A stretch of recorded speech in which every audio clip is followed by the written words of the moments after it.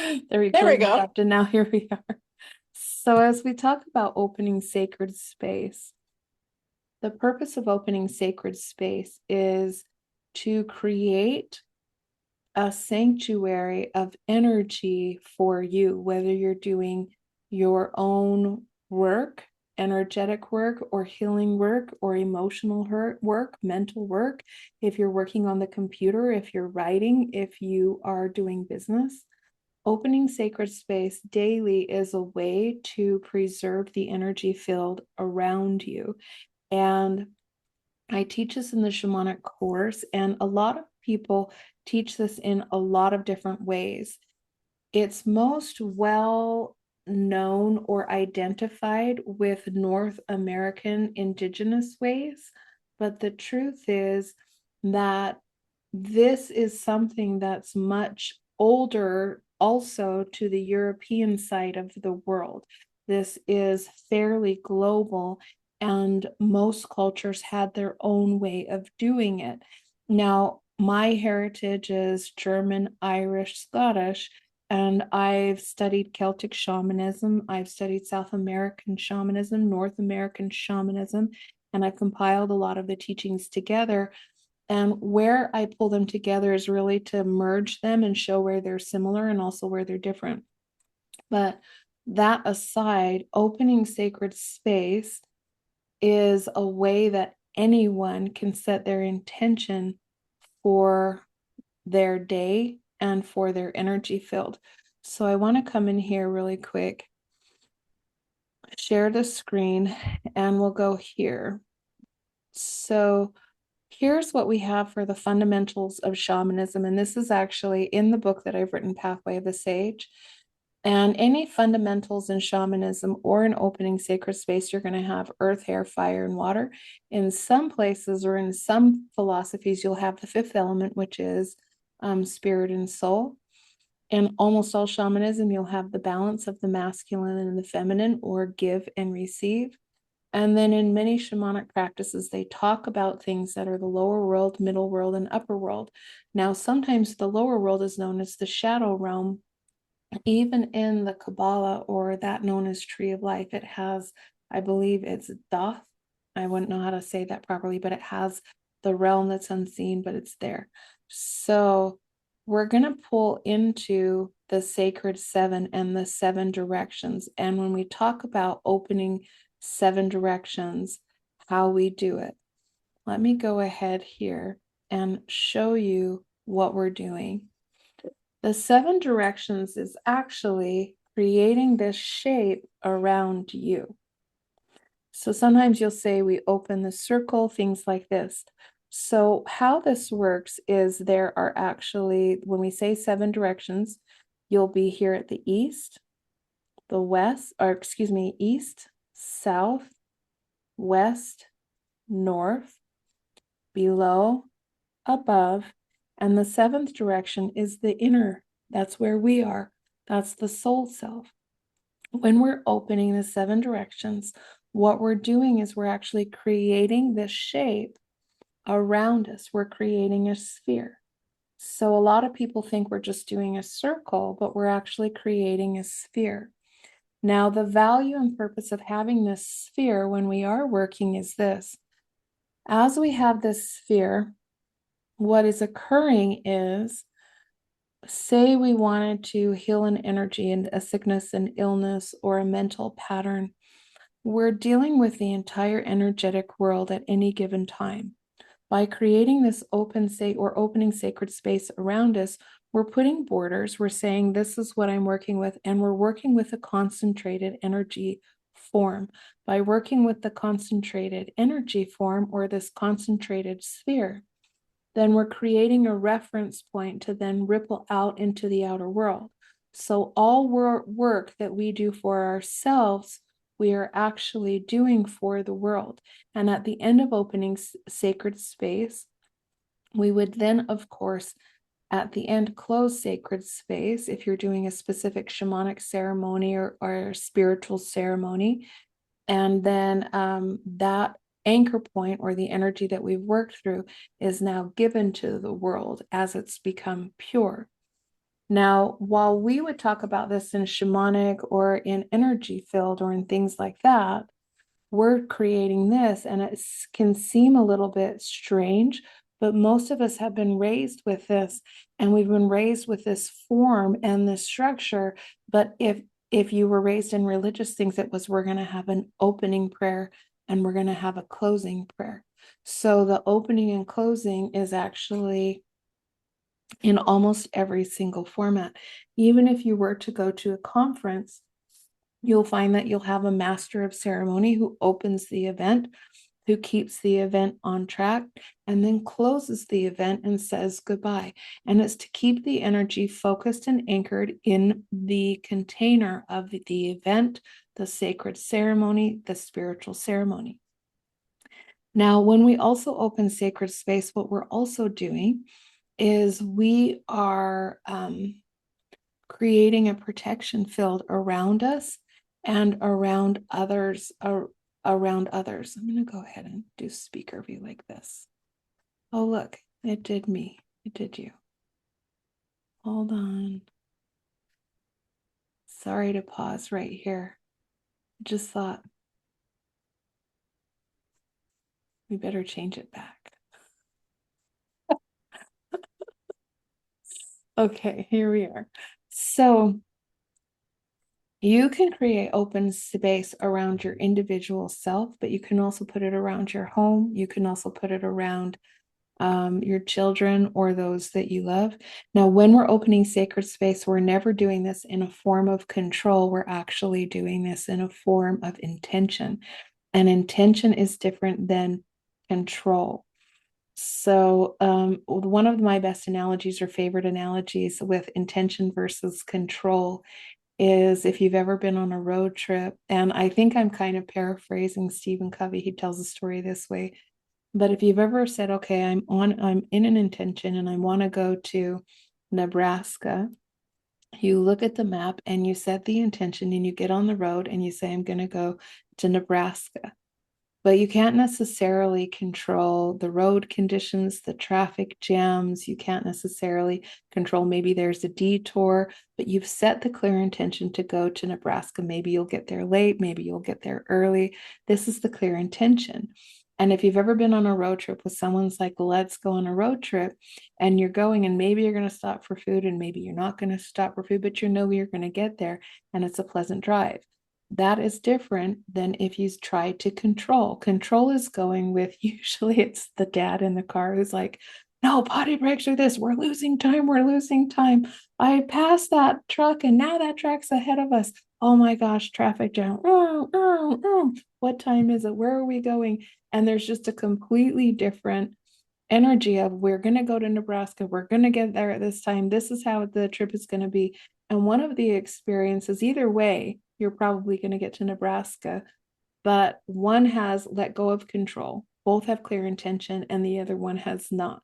So when we're setting intentions with opening sacred space, we're doing our part and then leaving everything up to divine guidance and divine timing. And I'm sure, because everyone has worked with people who are about control, and we've worked with people who are about intention, and we've all probably been both of those depending on the circumstance. I certainly know that I have been both the controller, or tried to be, and the person in intention. So why I'm bringing this up is because I do see in the spiritual world, or what's known as the new age or the woo-woo world, I do see that a lot of times people think that they can learn these spiritual things and they use it in a way to, and I'm going to control my destiny because I'm using all of these spiritual tools. No, there's no such thing as control. So you just get to ride along with it. Now, I know, did you totally go like, yeah, I've been on those road trips? Yep. It's all ringing bells. So I want to go back to this here. Now, why we talk about the sacred seven, let me see if I usually keep a graphic in here. This is an older copy. This is an older, do you see my heart? I'm like, this is an older copy. Let's come to this, even though it's about the moons. I thought I had pulled up a different copy, but that's okay. So we're going to look at this as if it's the 7 directions. Here you would start in the east, the south, the west, and the north. Now, so you're saying, well, there's the 4. And then, of course, as you remember, you're going to go down below and you're going to go up above. Now, here's something that I see pretty often. And you know what? I'm just going to find compass. Let's make this easy. Okay. Whose ever graphic this is, thank you for having this today. Okay. So as we have this, what I see happen a lot of times when people open directions is they say east, south, west, north. Now I want you to watch the marker, and as we start in the east, imagine that we're trying to create this direction, this shape. And if we say, I want to call in the east, I want to call in the south, I want to call in the west, I want to call in the north, and now we're done. We've actually left this whole pie piece open. We haven't actually closed the circle to create a protection field. We've still left a quadrant open for energies and entities that we haven't agreed to allow be in our space and in our ceremony to move in and out of.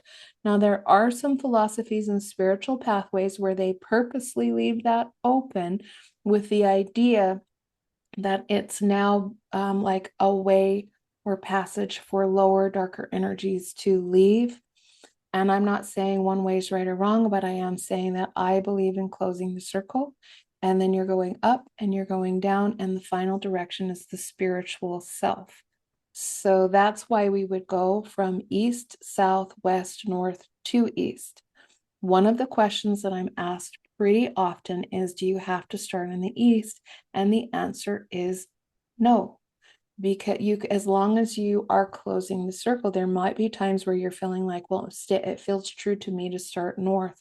Well, every direction has its own essence and energy. So if that's where you're feeling guided to start, then start there. Just make a complete circle.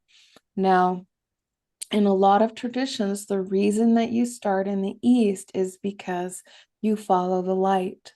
When we were at the stone circle, I wonder if I can find it on my website. Let's see. This is my website here. Let's see if I can find a picture of the stone circle. So this is the stone circle that I was in Ireland. And what you'll see here, and I know this is a little bit contorted, but that tree here is actually at the direct west. And if you look at Susanna and I, she's a mentor of mine, and I'm here.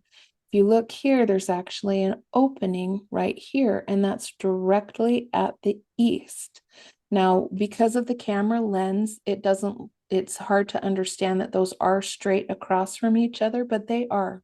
Notice there's an opening here at let's see if this is east, west, so at the north, and then there's another pathway over at the south. So this is one of the oldest and largest stone circles in Ireland. This tree, which is an interesting thing to know, is it has grown around one of these stones, and it's the exact stone in the west. Now, when we were here, Susanna is a channel the way that Abraham Hicks is a channel, similar to that. And what we learned as the guides that built this, we walked to this, and the guides who built this stone circle asked if we wanted to learn how to walk the circle. And we said, of course, yes, we do. So what they taught us is they say the way that our stone circle is set up is to follow the light. So when we start at the east, the reason that it's beneficial is because that's where the sun rises. And the sun comes in and it flushes all darkness out, just like it does on the earth. So they encouraged us to start at the east, to move to the south, go to the west, then to the north, returning to the east. This is following the cycle in the day. Now, I want you to imagine if you were using light to clear out darkness, why this would make sense. Because when you start at the east, that's the birth of the sun, the light, and the dawn. As it moves to the south is going to be the highest light, right? It's going to be that sunny, sunny, sunny noonday sun. And then it's going to move to twilight, where you can see the light take all of the shadows and move that into the horizon and clear the circle. And then you come to the north, which would be midnight. And midnight, you're here in the darkness, but you flushed the circle of any darkness, debris, entities, energies, anything like that. And you can be here in the question of the abyss, the question in the darkness, which is, who am I in this? And then we have a new awakening again at the east. So that is why we follow, typically starting at the east. But again, if you felt as you were opening ceremony somewhere, you felt, man, I feel like I meant to start at this time during the north, there's a reason, because the north is usually the place of wisdom. So you might be guided to that. So going back to wherever that compass was, if we're here, typically the east is where you have new enlightenment. Think of the sun, new enlightenment, new awakening. The south is where the light is at its lightest or brightest, noonday sun. So here in the south, usually the energy of the south is fire, passion, light, clearing away any shadows, debris, refining. They call it refiner's fire. When we come to the west, think of that horizon, that sunset. We're moving into, like, this is what the day has been, but it's also in the age of the human. It's the age of wisdom in terms of, like, I have understanding. It's kind of the middle age time. And then we're moving into the darkness, which is, I've lived this day and now I have the wisdom from it. I have the reset from it. And now I look to the stars. I look to the ones who have come before, the guidance that's celestial, meaning the beings and guides that are beyond us. And then tomorrow, a new day will come. In the life cycle, it's birth, teenage, middle age, the sage, the wise one. So that's kind of the way that this would go through. And then, of course, welcome, Debbie. It would move over here to the east, which would be the new beginning or rebirth if you believed in reincarnation. So that's the way that the circle is, and that's why we do the circle the way that we do. Now, what I invite people to do when I teach the circle is I invite them, instead of saying, hey, God, or Michael, Archangel Michael, or something like that, I always encourage you to go to the highest realm and the highest light. Now, why we would do this is, when we're opening sacred space, if you open sacred space and I were to say, I call in, and I use this example in my classes, imagine if I were to say, and we were at a public event and I had a wide variety of people from all backgrounds, diversity, cultures, and I say, I'm calling in the goddess Kali. Will you please come to the circle and prepare the space? A lot of people in that space will go, who is the goddess of, who's Kali? And she's an, Eastern goddess. And that could make people confused. But also Kali has gone through legend, and she can be a wide variety of energies, and bringing forth that name can bring forth a wide variety of energies and perceptions as to what she is. Because a lot of times when we invoke specific names, we're calling forth not just the true form of that, but all of the multivariate energies that's accompanying that. Now, bear with me for what I'm about to say. Don't hate me for it, but just, if you have a chip on your shoulder, just put it down for a minute. More people across and time and history have been killed and massacred in the name of God than any other entity or being.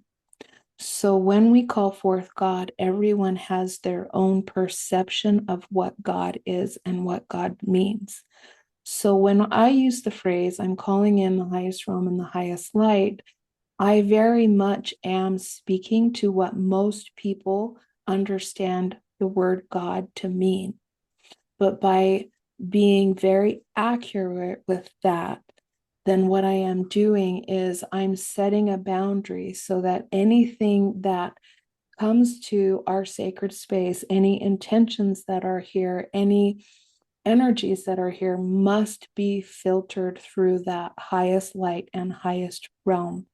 So I've been in a lot of circles. In fact, my Autumn's on here, and she and I ran a business for a few years, and we would call in archangels.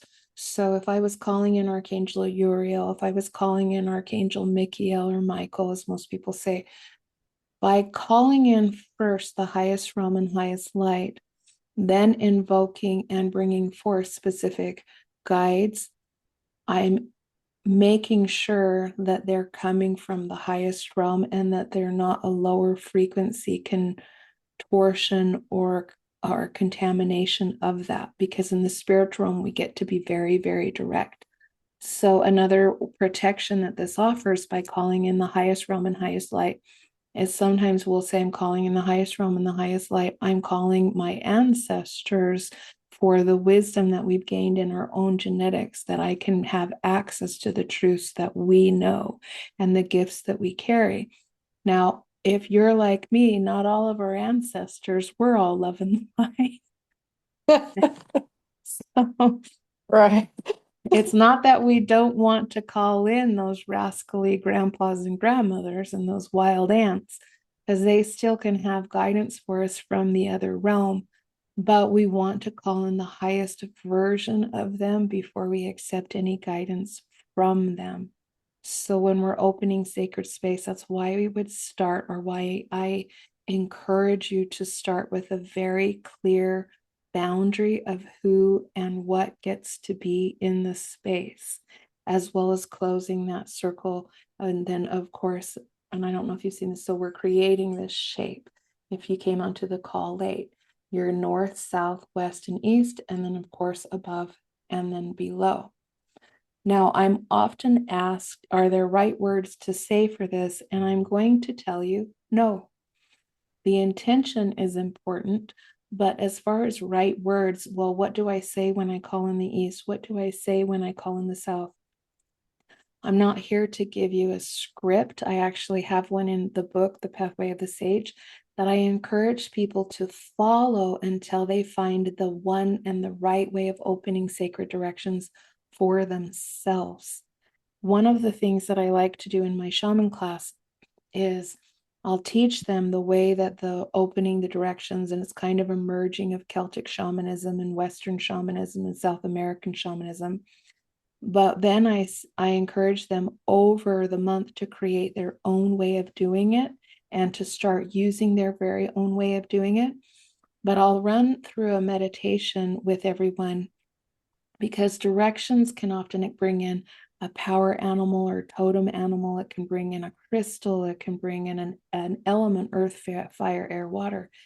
And we'll run through this meditation, and this is in the book too. And I'll invite you to visualize, what power animal do you sense in the east? What power animal do you sense in the south? And then I'll have everybody make notes. And it's been really, really neat in our classes, because a lot of times, say it were the West, a lot of people will say, okay, 4 or 5 people in the class will have bison, and maybe there'll be a tiger, maybe there'll be a dragon, maybe there'll be a mermaid, we don't know, but it's all different. But then there's always a few that actually saw or felt or presenced the same animal, and you'll see a lot of correlations. But remember that your will, if you want to call it, the directions, your specific will, which when I say will, I'm referring to this, is individual to you. So we can open sacred space, and Leanne might have the raven that comes in the west, and that would be absolutely true and real. And simultaneously, I could have the fox, and it's not wrong. It's all correct, because we all have our individual energetic wills around us with our own spirit guides that come with us. Some people will have a will where they're calling in an essence or an energy. And if I ask them, what is your will? They'll say, Well, in the east, the essence of selenite comes in. In the south, the essence of fire comes in. In the west, the essence of the ermine comes in. In the north, the essence of rain comes in. And so it's not necessarily this is all power animals, this is all crystals, this is all that. I want everyone to know that they have permission to recognize the protective energies that are there and willing to serve, protect, and contain your individual path. Follow the guidelines, but also recognize we all have our own individual will. And it's really valuable to learn the traditions, learn the way that the Celtic shamanism did it, learn the way that, Autumn teaches an amazing witch class, learn the way that they do it, learn the way that the South American shamans or guides did it, or there's Shanghai shamans. There's all these different things. Learn the way they did it. And as you learn all of it, you'll start to go, this is what feels really right to me.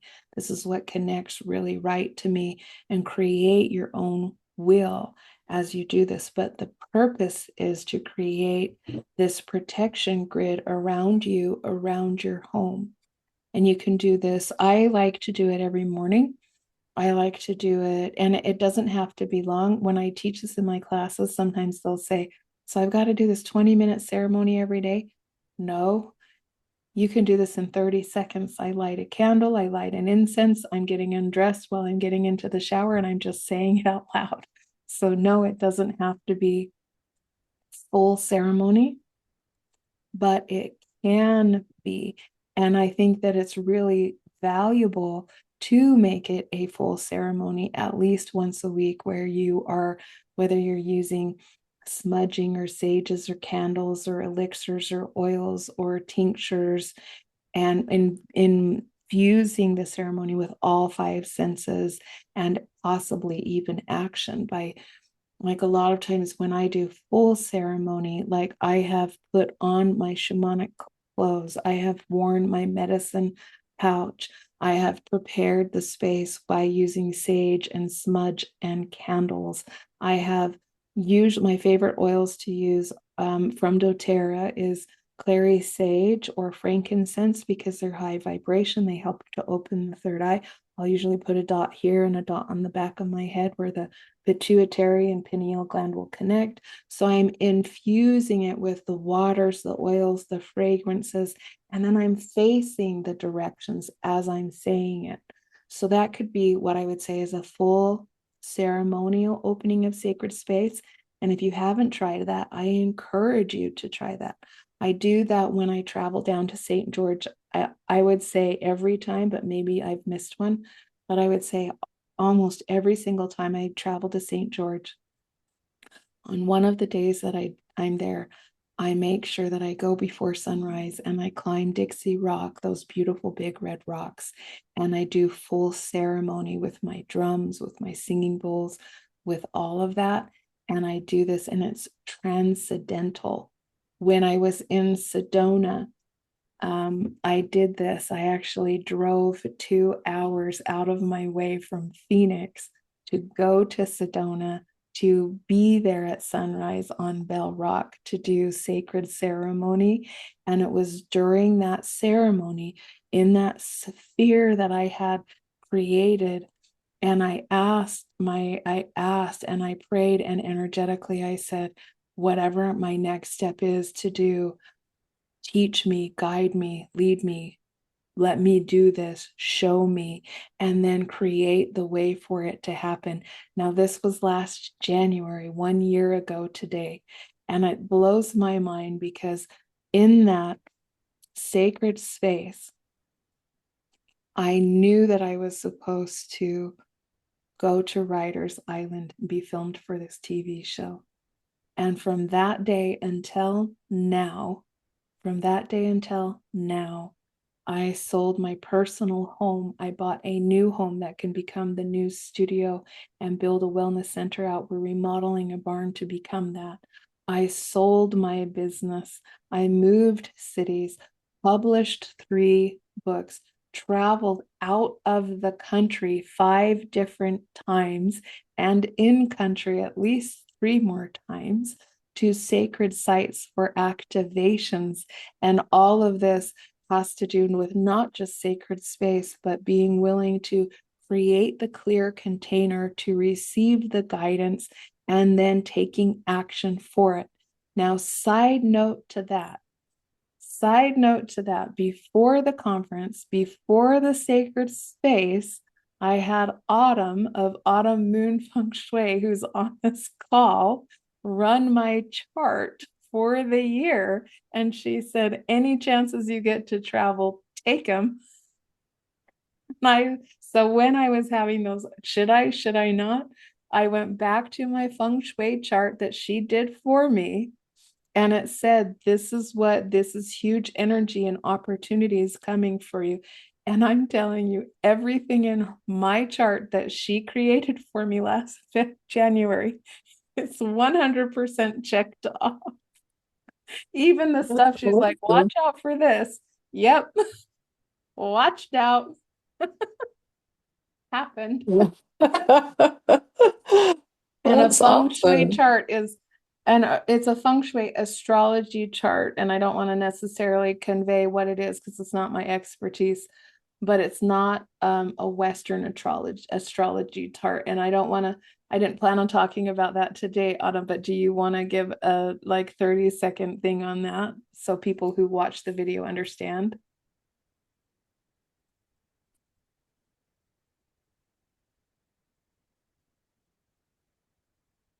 You got it. Yes. There we go. I'm on my phone and I don't usually do that. Yeah, so there's the base chart tells you your 4 animals of Chinese astrology, and those represent your body, mind, spirit, and soul. And then every year it changes based on how the flying stars hit the animals in your chart, as well as the animal of the year changes. And so, how your animals get along with the animal of the year is an influence on all of the different aspects of your life. So, each year I update, which is what you did last year. And that's just an update of how those stars and the animal of the year, the elements of the year, excuse me, are going to specifically affect you and your chart. Yeah, individually, because my husband's chart and my chart were different.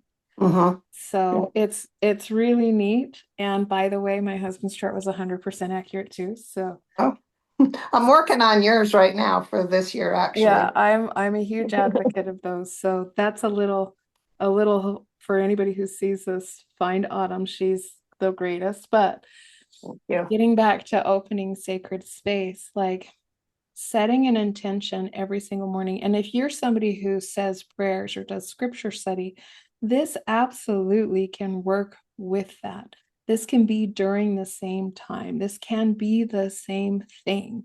And so pull this in and do this together. So I'd like to have us open sacred space. But before we do, I also want to show something that when I was saying it's kind of advanced learning, this is what a lot of people, let me find the right thing.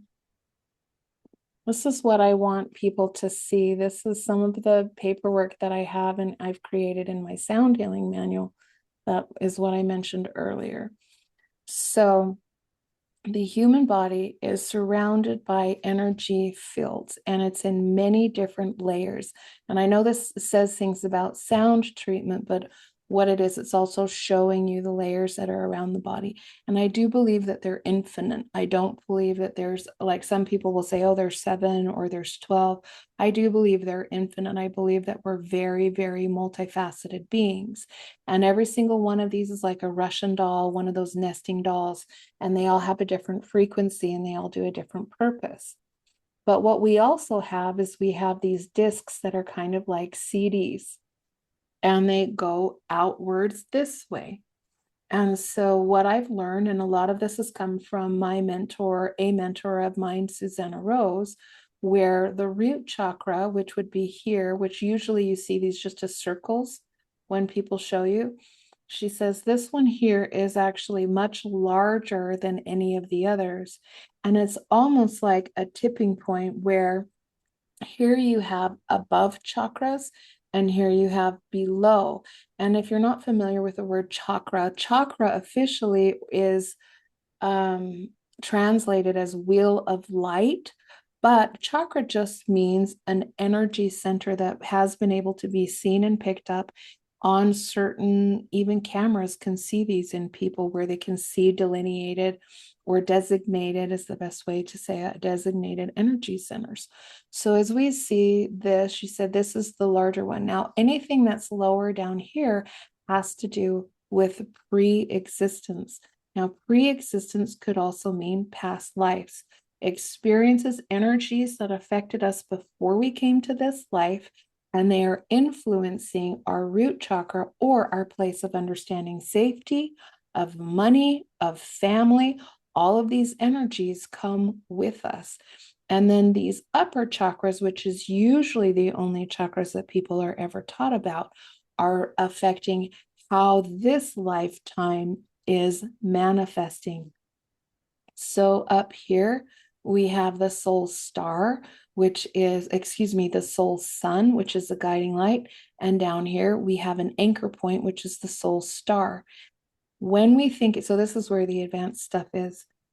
When we're in this life and we think about heaven above and heaven below, the earth is a sphere. So we are here and we're connecting to the highest light, but below us is heaven below us. And so we're connecting to the both, and it's actually in this no time, no space loop. So our soul sun and our soul star can be 2 points that loop together and they're different. This is whack physics stuff. But why we're opening sacred space and when we're doing it, this is also some things that I need you to know. See, I should have used my own compass in the pictures. This is sound healing stuff. By the way, this is typically how a chakra looks from the side. It looks like cones. Now, we have our human body that has the chakras throughout, but we also have energy fields around us above and below. The field around us has a grid. And the way that I see it, and I do see it, it's like this grid that you see like around the earth, longitude and latitude. And I personally see this as like a white cage, but it's a cage of light. The purpose of this is it actually filters energies that would attach to you, because energies that are not of the higher lights are looking for a host to serve their lights. Now, I'm not necessarily saying devils, demons, I'm not saying any of that, but if you conceptualize that there are those, and this includes people that never want to sustain their own energy, they seek someone else to sustain their own energy, known as vampiric energies. These beings or energies and entities that are not of higher lights are looking for something to sustain their light. And that includes beings of light, which is us. So by keeping this energy field or this grid intact through physical ways, one of the ways that I see the grid go down is when people get addicted to chemicals, when they use plant medicines, or when they get really inebriated, either on painkillers or drugs or with alcohol. So I typically see the shield or the light grid go down, which then makes them susceptible to energy attachments that are like leeches that will try to steal their energy or to make them exhausted. Now, by having energies that are drawing on your energy and your light, it can create illness, it can create fatigue, it can create disharmony in mental, emotional ways. It can create depression because your energy is not able to sustain itself. It's getting sucked out by other things. Now, we will have different ways that these energies can get stuck. Some of them will get stuck on the outer field, and some of them can go back in and get stuck on the inner field. When we're clearing energy, and this applies to the sound healing, but it also applies to creating open sacred space, why we would create that sphere, this around the body, we're calling in the light grid, we're calling in support to create this around the body. Now we can focus on just clearing any energetic debris or energies and entities that are using our field. And you can use breath, you can use intention, you have called in your guides and ancestors. First, we're clearing the outer field, because if you clear the inner field first, it just gets stuck on the outside cage. It can't get out. It's like satellites all around the earth.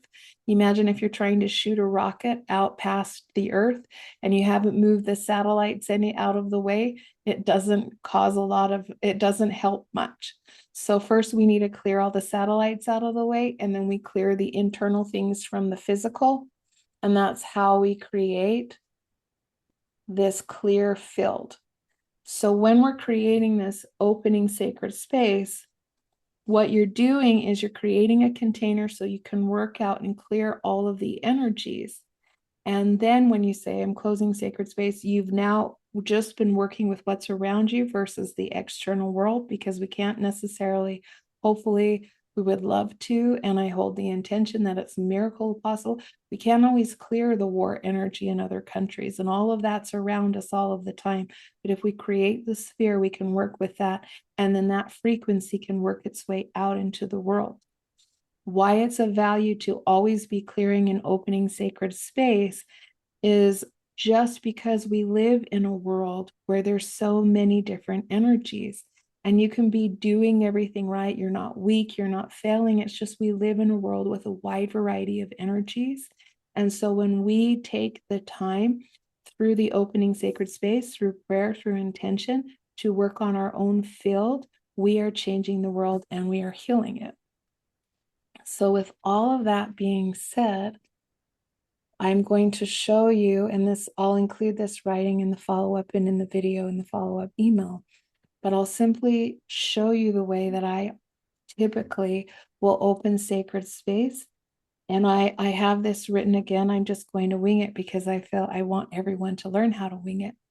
But today, I set the intention for all of us here that are on the video, all of us that are present time on the video, but also any and all who will be viewing the video at a later date, that you also will be able to receive this protection and the sacred space around you. So if you choose, go ahead and just close your eyes and settle into yourself. See if you can attempt to hear your heart beating. Taking breaths until you know that you are aligned and present in the now. First and foremost, I call in the highest realm and the highest light. Great Creator, hear my voice, beckon my call. I invoke the healing of light for myself, but also for all.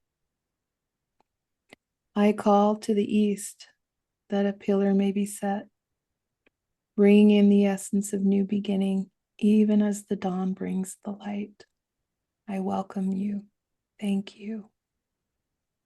I move to the south, and here in the south, I call upon the pillar of light that brings passion, that brings the fire, that brings the awareness, the epiphanies.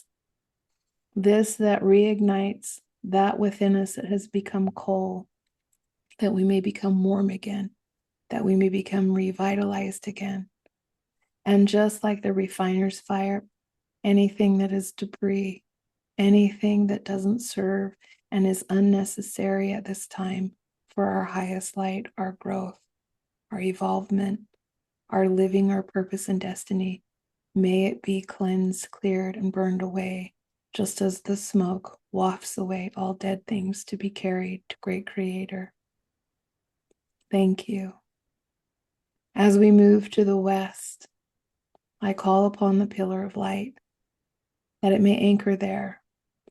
And as I reflect upon the west, I visualize the setting sun and know this is the place of the unknown.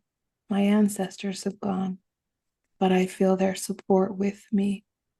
This is the element of water, of flow, even the blood in my veins, that I may carry forth the truth, the wisdom, the codes, the gifts, the talents, the strengths that my ancestors preserved, even in the cells of my body, that I may hold true, that I may walk my day in the sun as they did and bring more light to the planet, more knowing, more wisdom, that I may see them again as I find my way as they did, following their footsteps into the great unknown, and be welcomed with their loving arms. Thank you. I move to the north, and as I move to the north, again I call forth a pillar of light. Here I remember the ancient ones, those who existed before even the earth was formed, those who are the ancient of ancients, the knowns, the unknowns, those who have guided, shaped, and formed the universes, who have existed long before any of us have and will exist long after, those who are the eternal ones, who I am also the lineage of, that you may guide me, speak the eternal, nuanced truths and laws to me, through me, within me, that I may awaken. Thank you.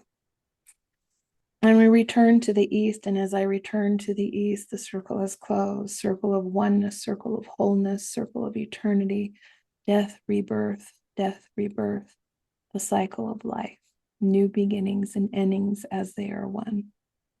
And with this, I take a breath, anchoring the circle, the protection around us.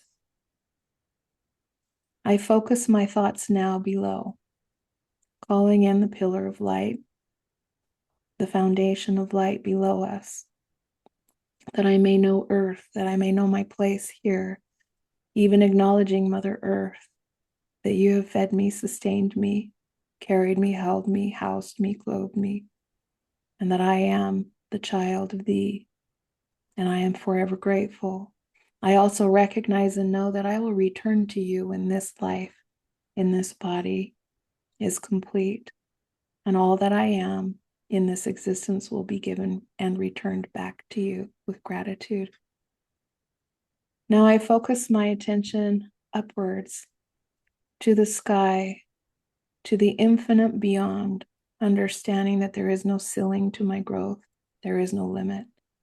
And here in this shield of light, in this balance point of light, I know that I am guided, that in the dark night of the soul, there were stars that will lead me home, and I have never been alone.